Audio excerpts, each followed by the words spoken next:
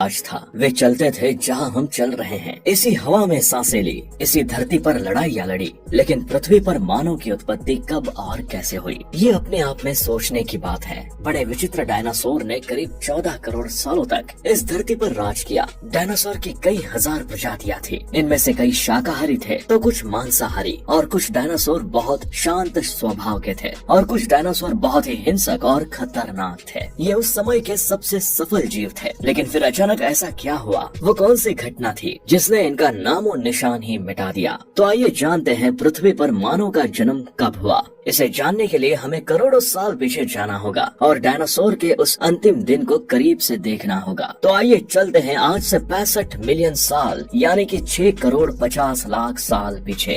आज से लगभग 6.5 करोड़ साल पहले धरती पर मौसम सामान्य था। चारों ओर सूरज की रोशनी बिखरी हुई थी। लंबे लंबे पेड़ों से टकराती समुद्र की ठंडी हवाएं और चारों तरफ डायनासोर के चिल्लाने की आवाजें। जब ये सारी डायनासोर प्रजाति आराम से धरती पर अपना जीवन बिता रहे थे, तब 10 करोड़ साल पहले ही इनकी किस्मत लिखी जा चुकी थी। 10 करोड़ साल पहले एक छोटा एस्ट्रॉयड का टुकड़ा जो अंतरिक्ष से आ रहा था, वो पृथ्वी से लगभग 20 करोड़ मील दूर मंगल और बृहस्पति के बीच क्षुद्र बेल्ट में घूम रहे एक बड़े एस्ट्रॉयड से जा टकराता है। इस टकराव से उस बड़े एस्ट्रॉयड की दिशा बदल जाती है और वो क्षुद्र ग्रह बेल्ट से निकलकर सीधे पृथ्वी की ओर 22,000 मील प्रति घंटे की रफ्तार से बढ़ने लगता है। 40 किलोमीटर के व्यास वाला ये ट्रिलियन मैट्रिक टन का ये एस्ट्रॉयड प्रत्येक सेकंड के साथ साथ पृथ्वी की तरफ बढ़ता जा रहा था। ये एस्ट्रॉयड जब पृथ्वी के वातावरण के संपर्क में आया तो इसकी रफ्तार एकाएक 70,000 किलोमीटर प्रति घंटा हो गई। पृथ्वी के वायुमंडल में घुसते ही घर्षण की वजह से ये एक भयानक आग के गोले में बदल गया। कुछ ही क्षण में ये एस्ट्रॉयड सिखों की खाड़ी के पास जमीन से टकराता है और लगभग ये 35,000 डिग्री सेल्सियस ऊंचा वाला एक भयानक विस्फोट होता है। इस टकराव का विस्फोट लगभग 10 हाइड्रोजन बम के विस्फोट के बराबर था। ये विस्फोट इतना शक्तिशाली था कि इसके टकराते ही धरती की लाखों टन धातु अंतरिक्ष में चली गई, जिसके कारण जगह जगह डायनासोर का विनाश शुरू हो गया। धरती के महाविनाश की प्रक्रिया आरंभ हो चुकी। ठीक 40 मिनट बाद आग के गोले के रूप में वे धरती पर बरसने लगे। साथ ही धूल का एक बहुत बड़ा तूफान 6,000 किलोमीटर प्रति घंटे की रफ्तार से पृथ्वी की दूसरी तरफ मौत लेकर आ रहा था। धूल के बादल कई किलोमीटर मोटे थे, जिसके वजह से धरती पर सूरज की रोशनी पहुंच पाना असंभव हो गया। गर्म हवाओं का तापमान 100 डिग्री सेल्सियस से ज्यादा हो जाने के कारण धरती पर लगभग सभी पेड़ पौधों की आबादी जलकर खाक हो गई थी। ये महाप्रलय किसी अन्य जीव के लिए फायदेमंद साबित होने वाला था। धरती पर डायनासोर का अंत एक छोटी प्रजाति के लिए एक सुनहरा अवसर लेकर आया, और वो प्रजाति थी मैमल्स की। मैमल्स क्या थे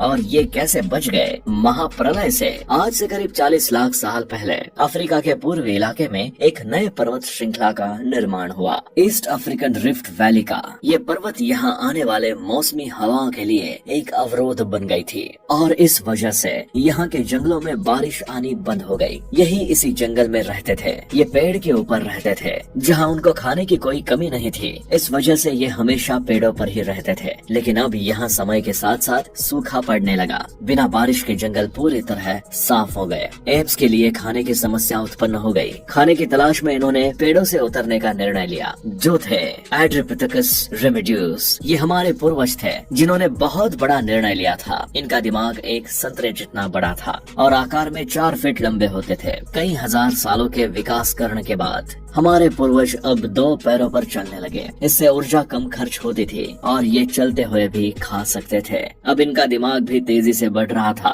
ये धीरे धीरे होशियार बन रहे थे। समय के साथ साथ विकास की प्रक्रिया चलती रही। हमारे पूर्वज धीरे धीरे विकसित होने लगे और इनका दिमाग भी धीरे धीरे बड़ा होने लगा। समय के साथ साथ इन्होंने पत्थरों से हथियार बनाना सीख लिया। अब शिकार करना काफी आसान हो गया था। समय के बीतने के साथ साथ हमारे पूर्वजों ने आग को काबू करना सीख लिया। आग की खोज हमारे पूर्वजों के लिए सबसे बड़ी खोज थी। ये उन्हें गर्मी, रोशनी और अंधेरे में सुरक्षा देती थी और उसी वजह से अब परिवार भी बनने लगा। हमारे पूर्वज अब साथ साथ रहने लगे। आग में पका मांस चबाने में कम ऊर्जा खत्म होती थी और इसी वजह से ये ऊर्जा अब उनके दिमाग में खर्च होने लगी। हमारे पूर्वजों का दिमाग अब काफी बड़ा हो चुका था। बात अगर इंसानों की उत्पत्ति की आती है तो वैज्ञानिकों का नजरिया हल्का बदल जाता है। हालांकि अलग अलग वैज्ञानिकों ने इन मामले में अपने अनेक तर्कों को सामने रखा है। अब इसमें कौन सा तर्क ज्यादा सही और सटीक है, इसका चुनाव कर पाना अब भी संभव नहीं हो पाया है। इंसानों की उत्पत्ति के संदर्भ में कई एक वैज्ञानिक ये भी मानते हैं कि जीवन की शुरुआत समुद्री जीवों से हुई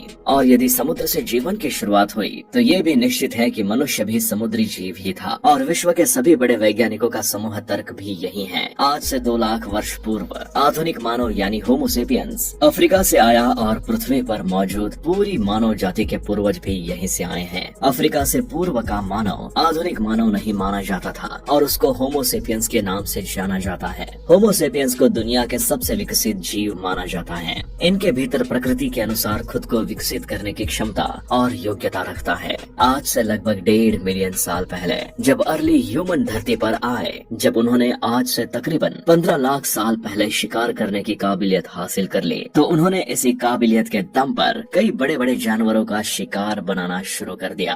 हमारे पूर्वजों के ऐसा करने के पीछे मुख्यतः 2 कारण हैं। पहला तो ये कि उनके पास ऐसी तकनीक के और ऐसे हथियार हुआ करते थे जिसकी मदद से वो बड़े बड़े जानवरों का भी बड़ी आसानी से शिकार कर लिया करते थे। इसके अलावा बार बार किसी एक जानवर का या फिर किसी छोटे जानवर का शिकार करने से अच्छा था कि हमारे पूर्वज एक बार किसी बड़े जीव की हत्या कर ले। इससे न सिर्फ हमारे पूर्वजों की एनर्जी बची बल्कि उन्हें अपने जीवन की बाकी क्रियाओं के लिए भी समय मिल गया है। अब इंसानों की उत्पत्ति के पहले क्या सिनेरियो था कि जितने भी जीव उस समय एग्जिस्ट करते थे वो एक नियमित मात्रा में ही रिप्रोडक्शन की प्रक्रिया को अंजाम दिया करते थे। धीरे धीरे इंसान हर बड़े जीव का शिकार करने लगा और अपने परिवार के पेट का पालन पोषण करने लगा। लेकिन एक समय ऐसा आया जब आज के समय से कई गुना बड़े जीव 150 मिलियन साल पहले खत्म होने लगे। आग और पत्थर से बने हथियारों की मदद से हमने खाने को पकाना और उसकी वैरायटी तैयार करना शुरू किया। आग ने एक तरह से बाहरी पेट का काम किया जो खाने को पकाकर पचाने के लिए तैयार करने का काम कर देती।